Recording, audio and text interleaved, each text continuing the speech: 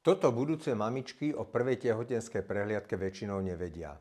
Prvá prehliadka už počas 6. týždňa môže byť zásadná pre zdravý vývoj tehotenstva.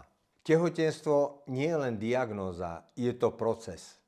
Ak prídete až v 10. týždni, môžeme zmeškať dôležité odpovede na to, ako sa plod vyvíja a či nepotrebuje pomoc. Každý gynekolog má svoje vlastné postupy. Než vám poviem tie moje, skúste prosím dvakrát kliknúť na obrazovku. Moja filozofia je jasná. Snažím sa graviditu chrániť od úplného začiatku.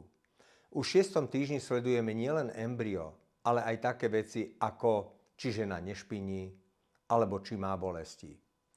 Ak sa počas prvej prehliadky ukáže, že je všetko v poriadku, že netreba pacientku intenzívne sledovať, stačí nám kontroly zhruba raz za 2 týždne až do toho 12.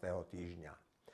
Ak však pri prvej prehliadke zistíme, že nie je všetko úplne v poriadku, kontroly musia byť trošku intenzívnejšie a celý ten proces manažujeme tak, aby sme pacientku previedli celým tým obdobím prvého trimestra.